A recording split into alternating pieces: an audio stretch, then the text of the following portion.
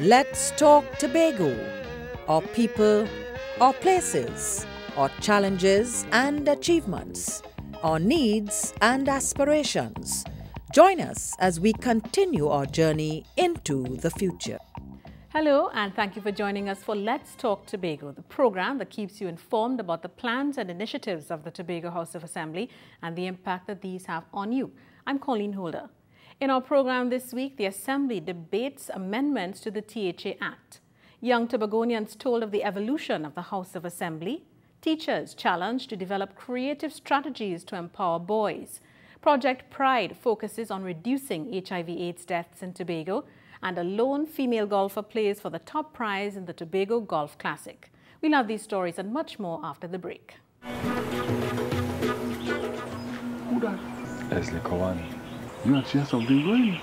I'm trying hard, but she hard to get through, but in my days, boy, I would have sticking she tail until I get what I want. What damn stupidness you telling the innocent boy this blessed Wednesday, Joshua Walker? Innocent? Ma, that is not true. I hope so, yes, boy. Because with the set of HIV going wrong, you can't afford to be going wrong with no set of girl like some of them want you to do. But let me tell you, you'll here for a short time, jollificate yourself as long as you can make it. Jollificate yourself? That is all you could tell the boy? Calvin, let me tell you this. It have people, man and woman. They look strong and nice and healthy. You can't judge people by how they look. The only way you could know if they have something is through a blood test. I just want you to be careful. I'm gonna be careful, man.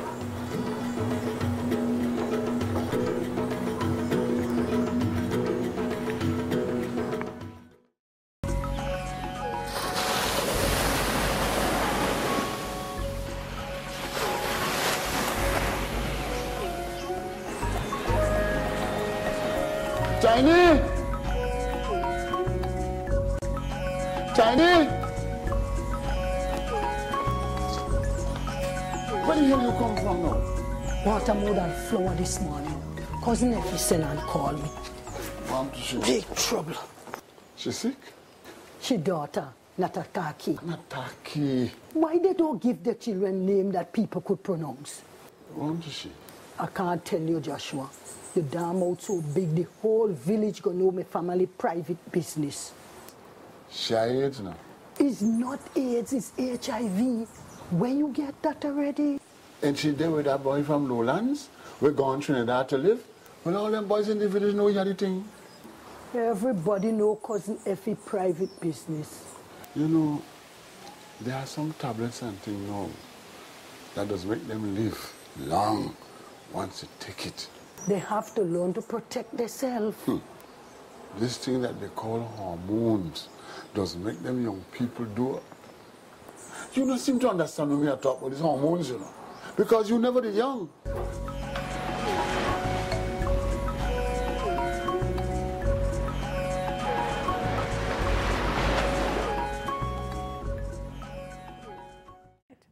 Despite a last-minute effort by Minority Leader Ashworth Jack to have the debate on amendments to the Tobago House of Assembly Act postponed, the sitting went ahead as planned. Chief Secretary Orville London presented the John Prince Committee report at the special plenary sitting at the THA chambers, where the minority members were noticeably absent. What the Minority Leader is telling us, that after a process which started in this House in 2005, a process which continued based on a motion that he brought into the House in 2007. A process that would have involved thousands of Tobagonians in meetings, in consultations, in discussions, in representations, etc., that we should abandon that. And because the Attorney General has decided that he is going to adopt a document and turn it into a green paper, that we should in fact accept that. Mr. London noted that the paper being debated and the green paper bore some similarities. Every positive benefit to Tobago that is in the green paper is in this document. And there are some benefits to Tobago that are not in the green paper, but are in this document. And that is why I asked the question, why should somebody purporting to represent Tobago be prepared for us to go back to a green paper that gives Tobago less than this document that we are now discussing? And aimed at educating young Tobagonians on the achievements of the House of Assembly since its inception in 1980, historian Dr. Larry Luke embarked on his first in a series of lectures at secondary schools throughout the island. Stefan Williams files this report. The Signal Hill Secondary School was the first stop in Dr. Larry Luke's series of lectures on the achievements of the Tobago House of Assembly in its 30 years of existence. Former history teacher, Chief Secretary of London, commended Dr. Luke on his latest document, which educated people on more recent events rather than focusing on ancient past. I think this is an excellent opportunity for us as Tobagonians, especially young Tobagonians, to understand and appreciate what has been happening in Tobago over the years, how it has affected you, and how it should influence you.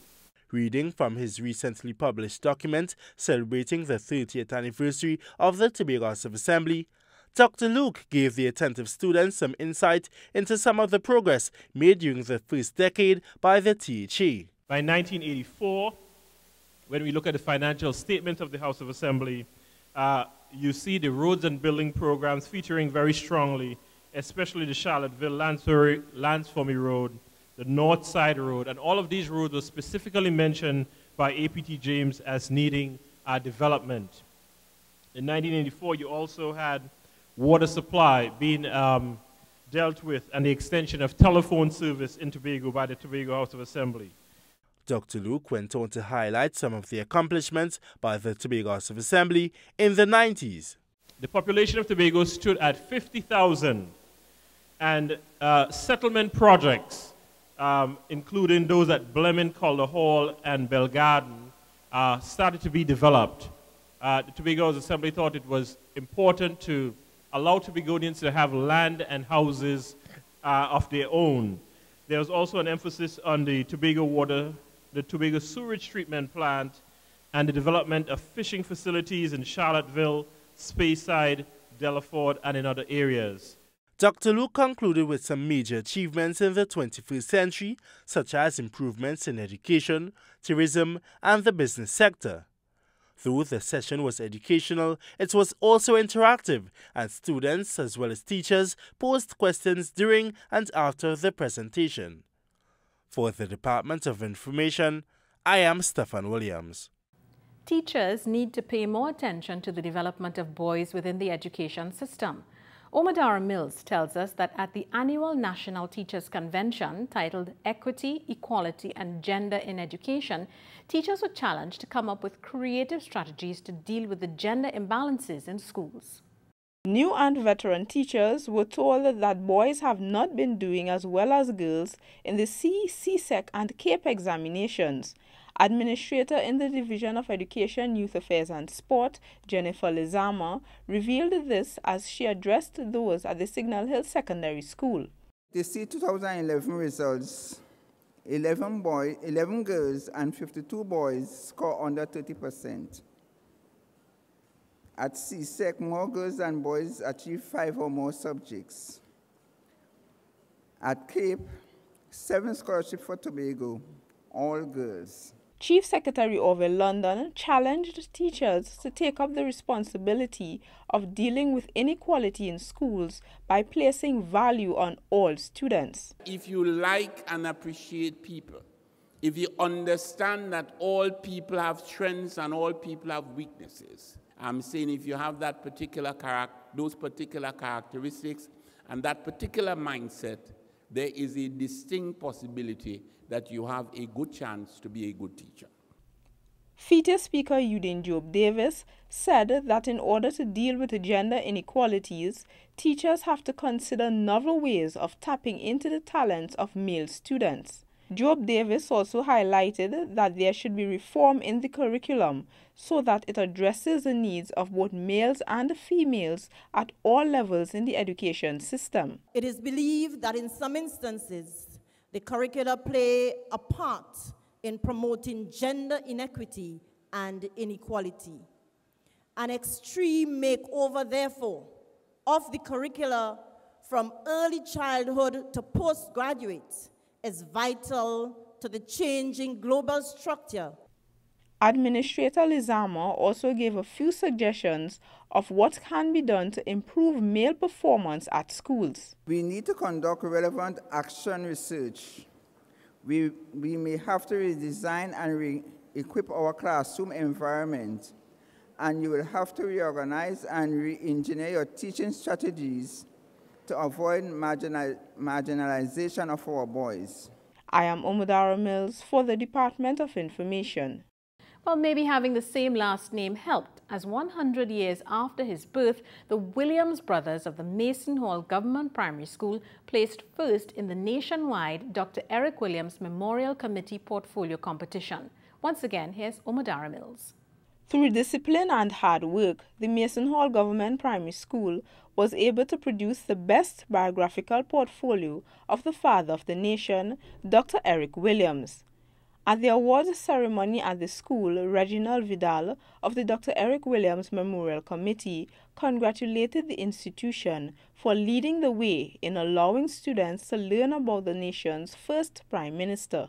You lead the way in Tobago today as the first school in Tobago that has won a competition as it relates to Dr. Williams. Chief Secretary Orville London said that it is most appropriate that even after Dr. Williams' death, young persons are given the opportunity to pay respect to the father of the nation. And it's very, very heartening that at least here at Mason Hall, we are paying respect today. And I want to compliment Mason Hall for being in the forefront in that particular area. Standard 5 teacher and father of the winners, Doyle Williams, gave an insight into how the Standard 4 and 5 pupils got involved in the competition. I got the class involved in the entire class, and we got some, I think it's 27 entries. So the interest was there, and we all felt good about it. Some of the entries were not up to mark, but we know we had a good chance of winning the competition. Joint winners Jahidi and Jamarcus Williams, along with their mother, Mrs. Williams, told us how they felt about working on the portfolio as a family. We worked on it as a family project, but my brother and I did most of the work. The kids have this always have this kind of urge about winning. And with this one, when it came up, and I decided that I wanted to go to a glossy print, and when it came out, I know that we was going to win. I feel elated about winning the Dr. Eric Williams competition. I am Omodara Mills for the Department of Information.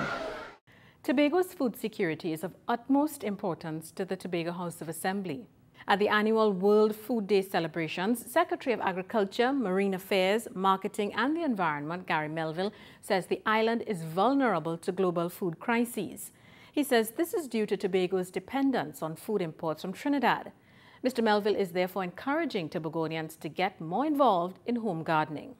Most critical to improving and creating a greater sense of food security in Tobago will be the launch very shortly of a home gardening initiative by the Division of Agriculture, Marine Affairs, Marketing and the Environment. This home garden initiative would focus on trying to put agriculture on the front burner and creating a sense of awareness at the level of the household, at the level of the school, level of the office, level of the community, a focus on agriculture, where we would try to promote different types of home gardens, including traditional, what traditionally people call backyard garden, container type gardens. We'll be focusing on key groups, including schools, as I said, school gardens, gardens at public and private sector offices. And dasheen isn't just a provision, it's the backbone and the main ingredient in many of the culinary dishes available at Tobago's signature Blue Food Festival. The 12th annual event saw scores of patrons, both local and foreign, braving inclement weather just to experience the many blue food creations from the residents of Lance for Me and Bloody Bay. It was easy to think one had entered the Smurf village with all the blue food that was available, from dasheen bus-up shot to dasheen cheesecake, dasheen sauce, dasheen chips, and even dasheen wine. I say I must come to Blue Food Fest to taste in this Sherry's wine, dasheen wine, dasheen wine. And when I drink this wine, I'm going to be whining.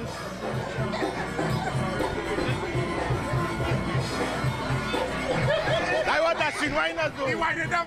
The rains came and went, leaving marsh-like grounds, which may have been a hindrance to some patrons. But for these little girls, it was just another day as they played in the mud. While patrons pleasured their taste buds with an array of intriguing and interesting delicacies, there was entertainment stateside from some of the nation's finest. This included Princess Adana,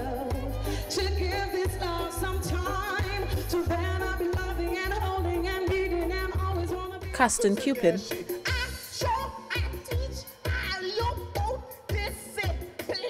Baron,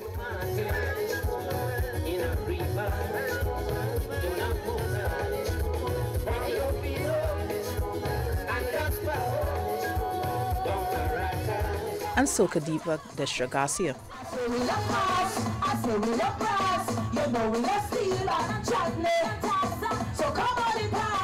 But the highlight of the day was the food. Today I've tried to create a scene of different culture. So I have for like East Indian, where you have the dasheen sayina served with a chutney, dasheen chutney. And then you have the dasheen jam and you have the chutney also there. There you find Danish, like, you know, people from Danish, because we have a lot of tourists here today. And then they get a pone, which is local, and the dasheen pie with the whipped cream can serve right on, because every country like a pie. Oh, I'm having the dasheen fruit cake. It tastes really, really good. It tastes almost like the Christmas cake, but yeah, better because you taste the dasheen flavors and everything. It's good. It's good. Sophie Guillaume, Department of Information. We pause for a short break, and when we come back, coming to grips with HIV and AIDS in Tobago.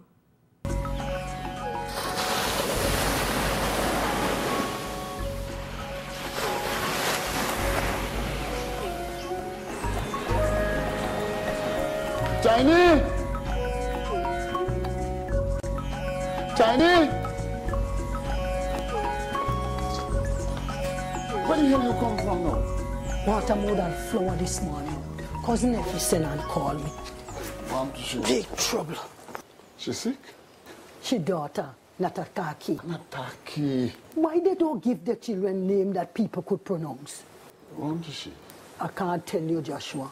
The dam out so big, the whole village gonna know my family private business.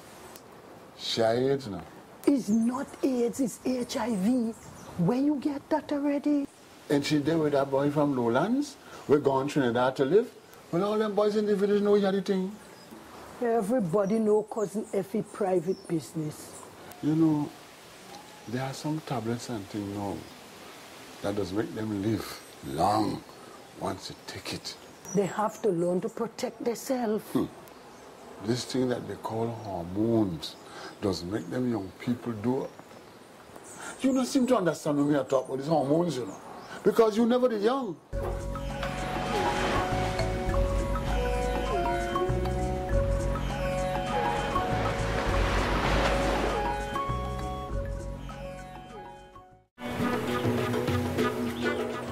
Who that? Leslie Kawani. You and she have something going? I'm trying hard, but she hard to get through, but in my days, boy, I would have stick in she tail until I get what I want. What damn stupidness you telling the innocent boy this blessed Wednesday, Joshua Walker? Innocent? Ma, that is not true. I hope so, yes, boy. Because with the set of HIV going wrong, you can't afford to be going wrong with no set of girl like some of them want you to do. But let me tell you, you'll here for a short time, jollificate yourself as long as you can make it. Jollificate yourself? That is all you could tell the boy? Calvin, let me tell you this. It have people, man and woman. They look strong and nice and healthy. You can't judge people by how they look. The only way you could know if they have something is through a blood test. I just want you to be careful. I'm going to be careful, man.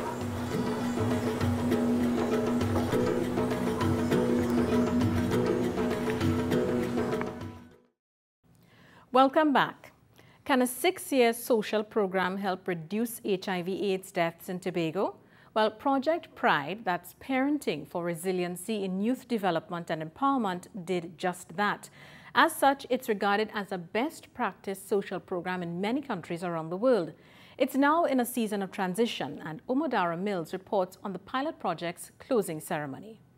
Project Pride was established in 2005 and has helped persons in over 35 communities in Tobago.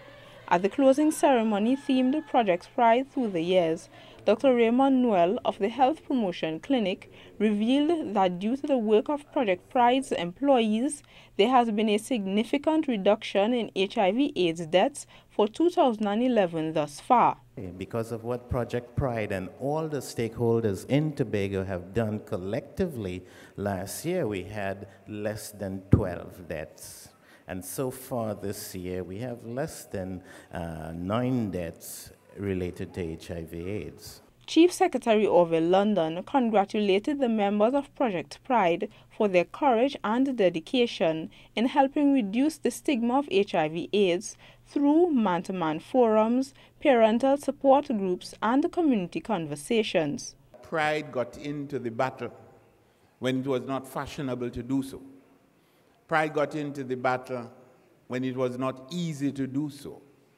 Pride got into the battle when Tobago had not yet come to terms with the fight against HIV, and you must be complimented for that. Creator of the project, Assemblyman Claudia Groom-Duke, said that the program resulted in a positive change in the attitude of many persons towards social taboos. We hug HIV/AIDS. We know a lot more about that. As families, we play with our children. We create the mechanism. We create toys and other play gadgets for our children. We work with men. The 6-year pilot project collaborated with several THA divisions, NGOs, schools, churches, and communities to address issues such as child abuse, domestic violence, and peer pressure among youths. They came in and they acted as motivators, they inspired, they advised, and they were there for anything that you needed them for. They were out in the communities, they were helping wherever needed. Project Pride came in, and these young ladies and gentlemen came in, and they affected our lives positively. They went into our families and our homes, and even had an interaction with the police, so that the police became a friend of Black Rock.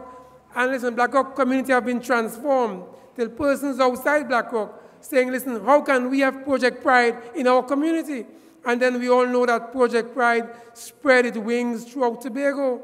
I am Umodara Mills for the Department of Information.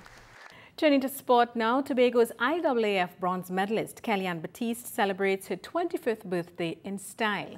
Stefan Williams tags along as Kellyanne celebrates the day with family and friends. After a hero's welcome and a visit to her old primary and secondary school the day before, IAAF Championship bronze medalist Kellyanne Batiste celebrated her first birthday home for some time with family, friends, and well-wishers. On a day that began with a courtesy visit to Chief Secretary of London and autograph signings at the Gulf City Mall lands, concluded with an evening reception to celebrate Kellyanne's 25th birthday. The road to greatness started exactly a quarter century ago. As you know, Kellyanne celebrates her 25th birthday today. Happy birthday, Kellyanne. Assistant Secretary for the Division of Education, Youth Affairs and Sport, Huey Cadet, in wishing Kellyanne birthday greetings, praised her for her determination to succeed. One of the things I think is very timely about this story and Kellyanne's success is those key ingredients that were involved. One, the support of the community people like Mr. Franklin, the Franklin brothers, and all the persons who would have ensured that she was identified and she was training and coming up so that her potential could be blossomed and identified. The support from your family and home, the inspiration and the support that is required from your parents and home to ensure that you can develop to be the person can be. But the last element, ladies and gentlemen, is that self-determination, that belief in yourself. That Kellyanne, when you listen to her, continues to demonstrate and to remind people that despite the challenges, I was determined to succeed. I'm appreciative of what all has been done this entire time that I've been here to show me gratitude, and I want to ensure everybody that in spite of the fact that I may be doing this for my own selfish reasons, I also carry everybody else in mind because I like to bring joy to my family. I like to bring joy to the people of Tobago. I like to bring joy to every young individual that is pursuing any area of life, whether it's education, athletics, arts, any area of life. You can excel once you focus on God, put Him first, and apply yourself and keep focused and determined. Earlier in the day at the autograph signing, we spoke to two youngsters who expressed what Kellyanne's achievement meant to them and the country. It put us, Trinidad and Tobago, on a market so people will know what talents we have here, and for the government also to see what talents we have here so they can put more emphasis on the sports department area. I like about Kelly that she's very fast. I like how she's run. I like how she supports Trinidad and Tobago while she was running. And I congratulations to keep up her nice, good work. For the Department of Information, I am Stephan Williams. International teams should be invited to the 2012 edition of the Tobago Masters Invitational Football Tournament. This was the suggestion made by Chief Secretary Orville London at a recent courtesy visit by the manager of SW Touring, Jeffrey Edwards. He did definitely give us his vote of confidence, and he also expressed interest in the 2012 edition, noting very well by his question about the interest in having regional teams or teams out of Trinidad and Tobago being a part of 2012. So it's our initiative now, and it was our goal now to really push the marketing aspect of it to encourage teams from outside Trinidad and Tobago to be a part of the event here. It was very important for us to follow biblical principles which the organization SW Touring is part of, in order to give thanks to those who really supported. And to the Tobago House of Assembly, through the Department of Tourism and Transportation, were the platinum sponsor, if you would like to call it, in the event Tobago Masters Football Tournament, for which it was very much successful. Emily Ramsari was the only female golfer to compete for the grand prize of a BMW motor car at this year's edition of the Chief Secretary's Charity Golf Tournament. Was she successful? Stephan Williams has the scoop. Once again, the grand prize of a motor car, this time a BMW, proved to be just out of the reach of the record turnout of golfers at the 2011 Chief Secretary Charity Golf Tournament. The car would have been given to any golfer who made a hole-in-one on the 3rd or 14th hole on the picturesque Mount Irving course. At the opening ceremony, tournament organizer Jeffrey Azar thanked Chief Secretary Orville London for his continuous support over the years. I honor and I respect what you have done for this tournament, sir, and I'm sure everyone here feels the way I feel. All I can say is thank you from all of us, and without you, there is no tournament. William Shaw emerged the overall winner with a score of 149, beating out local favourite Carlos Sexy Beans, as well as former West Indies greats Gordon Greenidge and Jeffrey Dujon. Local golfer Fitz Neptune won the Johnny Walker Classic on Friday, while the lone female in the pack, Emily Ramsari, won the Chief Secretary Charity Tournament on Saturday, with Tobago's very own Carlos Sexy Beans winning on Sunday. Speaking at the closing ceremony, Chief Secretary of London gave his full vote of confidence to tournament organizers. I'm doing this out of pure self-interest because this tournament has a lot of potential for Tobago, and we are going to do everything that we could to ensure that this tournament maximizes its potential.